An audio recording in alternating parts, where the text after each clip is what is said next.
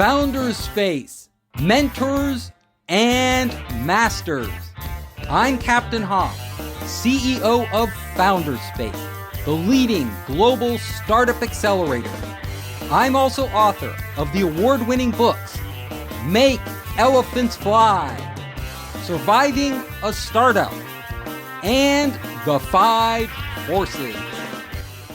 Today, I am with Alex Chompff, the co-founder of the Mentors Collective and Evolution Accelerator. Now, for everybody who doesn't already know Alex, he is a wonderful guy, always so giving. He could teach a whole course on how to develop really close relationships and support people. So Alex, I am so happy to have you here. It is good to be here. When you came up with this idea for the Mentors Collective, what inspired you? Like, what was the first thing when you saw a glimpse of why you would do this and why it's necessary? I'm actually a California native, and I come from a family of entrepreneurs. And my father still has a portfolio of patents in the telecommunications space. And so I grew up in a world of entrepreneurial desire and ability. And I was the kid who had multiple paper routes and washed dishes everywhere. I took a break from computing in 1991 to join the Marine Corps. And while I was there, I guarded nuclear weapons, and then I guarded United Nations personnel, spent a little bit of time in Guantanamo. And when I got home in 1995, well, that was the boom, boom time, right? That was it. So my wife and I moved to Silicon Valley, and I had the pleasure of working for the largest venture capital firm in the world as their director of technology. That was at the height of the dot-com boom. And oh my gosh, was I hooked. Oh, wow. I couldn't get enough of it. And so after my kids were born, I have 5 kids, and we're growing up a little bit so that mom didn't need me around all the time or want me around all the time. I started a software company. And that software company today is the premier risk management platform for cannabis banking in the United States. Very pleased to have co-founded that company together with Jonte James in 2017. Around the same time, I created my first crypto fund.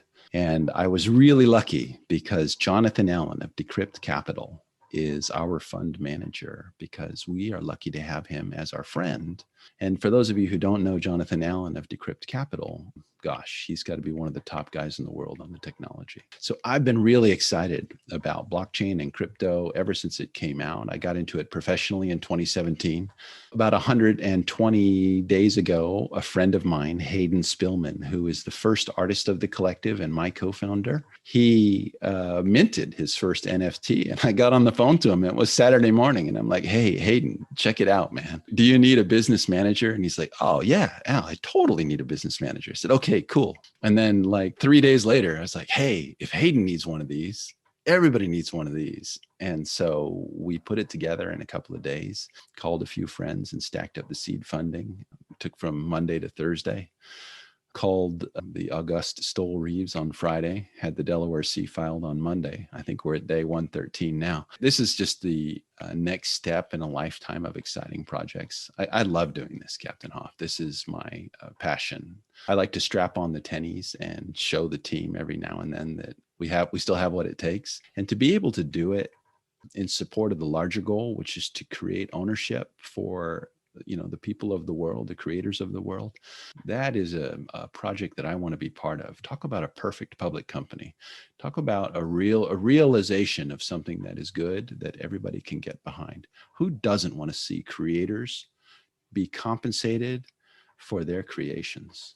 So the Mentors Collective was born out of your accelerator. Generally speaking, the collective is here to help artists, creatives of all type, creators of all type, to experience access to this exciting new market that is in the digital space, that was $2 billion in volume in the last 90 days. And that's as part of a larger $2.5 trillion market in the blockchain world. So there's some pretty exciting growth. In the last measurement that I read, this market space, the NFT market space was growing 20x every 90 days. Where the larger blockchain currency space was growing at 2x every 90 days. So this is a very, very fast growing market. It's very exciting to be here. And we think it represents an even better opportunity to create ownership for everybody Anybody. You don't now you don't have to be a classic entrepreneur with an invention. You can be an artist. You can be a creator. You can be a script writer or a set designer or a photographer. You can be a poet. You can be a sports individual. We even see opportunities here for philanthropy, and gosh, there are just too many things to list. Yes. So for those of you who don't know what NFTs are, they are basically your ability to move intellectual property onto the blockchain and own it. Alex, do you want to just give a few sentence elaboration on that? I'm really glad to hear you put it that way, Captain, because honestly, I speak to so many people who are focused on the art piece and they miss the larger story, which is intellectual property.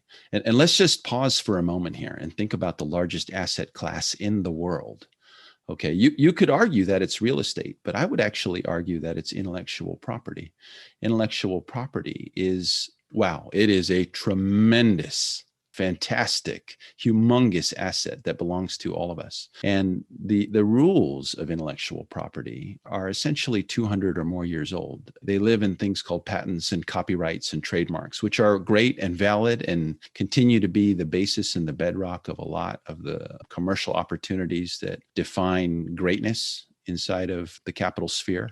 But there is an opportunity here through the magic of blockchain, through the magic of a non-fungible token, an NFT, to create and encapsulate and tag unique, specific items and to commercialize those items using the same principles as existing intellectual property. And you could elect to take advantage of non-fungible tokens in the blockchain world. And for about the price of a hamburger lunch, get your intellectual property disclosed and owned and put it into a marketplace and create an opportunity for individuals who are moved by your creative expression to exchange value, tokens of value with you in return for the right to say that they own a copy of and can display your creative arts. And creative arts here are very broadly defined. Here we see that LeBron James, who is a sports star through the vehicle of NBA Top Shots, and through the magic of Visa, has dedicated a slam dunk to the late, great Kobe Bryant. And that slam dunk has been valued at $400,000 in opening. So it's a digital image. NBA is not giving away the image. LeBron James is not giving away the image. They're created a limited number of copies, which will be available for display in the digital world. Here we think virtual reality is coming fast, and it's very, very exciting. You could see Jack Dorsey took his first tweet and encapsulated it on the blockchain as a non-fungible token. I think, was that 2.5 million that sold for? It was about that. I think it's very important our audience understand this. There is a difference between a non-fungible token and legal ownership of intellectual property. If you have written a book, if you've written a screenplay, if you've created any sort of content, you can copyright that. And the copyright expenses, if you know what you're doing, if you go on uspto.gov, they aren't that expensive. But you have legal ownership within our court system. You go to NFTs, they're a different beast entirely. You may have ownership that people grant you under the terms of the NFT, but it may not be the ownership that a lot of people think it is. So like the buyer doesn't really own that intellectual piece of property. In a way, they are licensing it for use, for example, within a game, like NBA Top Shot. They could use that in the game, but they aren't really allowed to use it in any other way. And in fact, the NBA made it clear that if they use it in a way that NBA doesn't deem appropriate, they can retract that, even though they paid money for it. So we're at the very beginning stages of NFTs, as far as I see it. At some point, these two have to come together. The legal side of it, our whole court system, intellectual property law, all of that has to merge at some point with this new type of digital asset. And what do you see coming? The rights that accompany a non-fungible token vary from token to token. Here we get into a concept called the smart contract. And the smart contract is probably the real magic of blockchain. Smart contracts are self-executing pieces of software that are, in this case, agreements between parties and counterparties as to what's being transferred that has value and what rights will accompany that intellectual property. So to your point, NBA Top Shots most certainly does not give away the right to do anything you want with their art. Although an artist might choose to transfer copyright or to allow the subsequent owner, through the magic of a smart contract, to have creative license with the works that they then purchase. The beauty of a smart contract is that it's quite flexible in that regard. It can be as simple or as complicated as any contract in the real world. To your larger point, there is a convergence because common law and understanding about commercial value and the court systems are not going to throw out the existing concepts around intellectual property.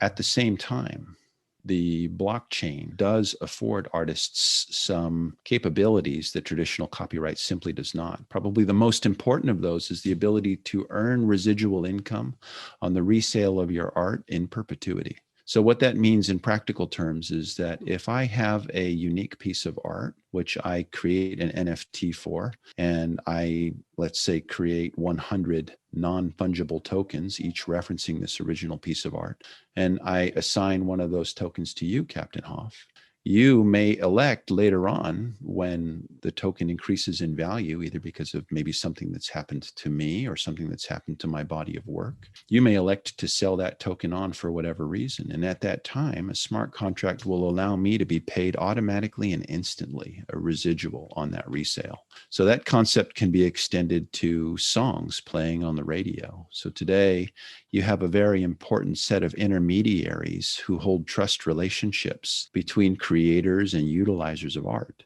And, do you remember how the internet disintermediated or disintegrated the intermediate layer that we used to call travel agents and bookstores by solving the problem of information and access? But the internet never solved the problem of trust. Matter of fact, trust became a bigger problem on the internet. So while I can use the internet to buy a ticket from Southwest Airlines because I trust Southwest Airlines to deliver me safely to my location without the intermediary of a travel agent, I can't trust someone selling me intellectual property, that intellectual property is authenticated and truly unique, and that I have the rights that I think I do to it. It's very, very difficult to know that that's true.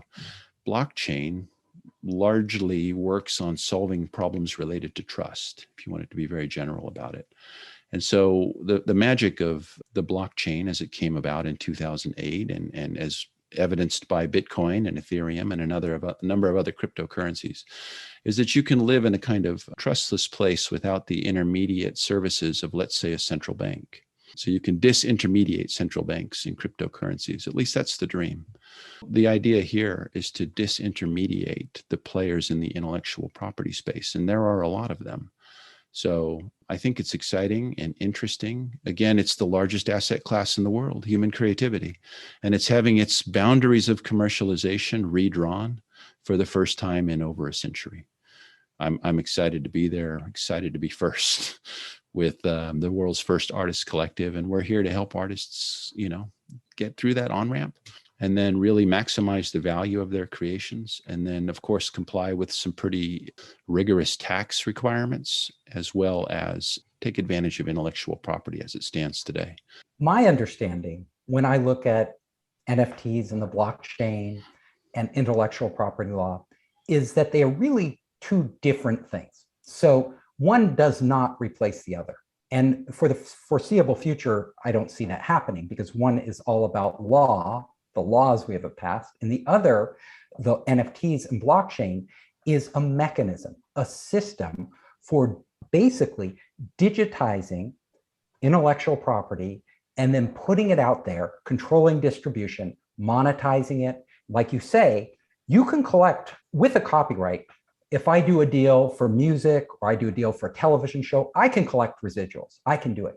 The blockchain, though, makes it much more efficient in the digital world. That's really the transformation we're seeing. It makes it very simple for you to get something up there. And with smart contracts, you have a global business. Like, you can put your artwork, you can put your comic strip, whatever you create out to the world. You can control all sorts of different variables in it. How many times can people copy it? And when they copy it, what can they do with it? And when they sell it, do you get something back for each of those sales? So that is revolutionary. I think it is going to be amazing to see how NFTs evolve. And it will be really important, though, to link those NFTs back to copyright law. So I would encourage every artist out there, every creator out there, do both. Copyright, Yes. It's super easy. You can do it yourself. You don't need a lawyer. And then you go create an NFT. So if the artist is creating an NFT, that is when they come to you. Because I know a lot of artists all over the world, a lot in the San Francisco Bay Area, which is my home, and they really don't understand NFTs. It is confusing to them. They want to participate in this. They don't know how it works. So explain what you do in assisting these artists to get their content, their intellectual property digitized and monetized. So at a basic level, what we have found in the last 100 and some odd days since we came into existence is that about 80% of the artists that we speak to, or the creatives that we've spoken to, and we've spoken to over 100 at this point, and we speak to more every day, they have heard of NFTs. They've heard of non-fungible tokens. It's reached their consciousness somehow that people are selling digital art for amounts of money that seem very, very desirable to your everyday run-of-the-mill artist and creator who might otherwise have to have another job to support their passion, which is the creation of art or artistic endeavors. So we find that there's a large number of people who recognize the technology. We find that none or almost none of them have actually created an NFT. And when they join our program, the first thing we do is talk to them about their experience level and just get a sense of where it is they are on the journey, let's call it from 1 to 10. And we find generally people are around step 2 or 3. They've heard of it, they're favorably inclined toward it, but they don't know what to do. So then we take them through a very guided process. It doesn't take too long. It's the creation of a wallet, first of all. So we find that most people have not created a wallet. And we use a program that's widely available to do that. And we walk people through the creation of a wallet. And then we show them how to load that wallet with some Ethereum so that they'll be able to pay for the computational costs or gas fees, which will be required to mint their art. Then, assuming that they have chosen the first piece that they would like to mint, and if they haven't, then we help them to curate their collection and really talk about some strategies for maximizing the value of their art. Our first artist estimates that we increased the value of his art by 10x at point of sale through the use of certain strategies related to smart contracts. But anyway, we talk about strategy, and then we walk you through the process of actually uploading your first piece of art. And then there's a fair amount of descriptive data. Technically, you could call it metadata that surrounds this piece of art. Like, what's it going to be titled, and how many copies are going to be permitted, and what, if any, residuals will be paid, and to whom, and will the copyright be transferred, et cetera, et cetera. There are a series of questions and checklists that you have to go through. And it's not terribly difficult. It can take 10 to 15 minutes if you know what you're doing for a piece. It's a little bit like creating a corporation on LegalZoom. It's easy enough to do. Anyone can do it, but it helps to have somebody guide you through some of the questions. When an artist comes to you, you help them get their artwork up there, which is great. Because Yes. I know a lot of artists that need this help. But my question to you is, what's your business model? How do you make money with your company?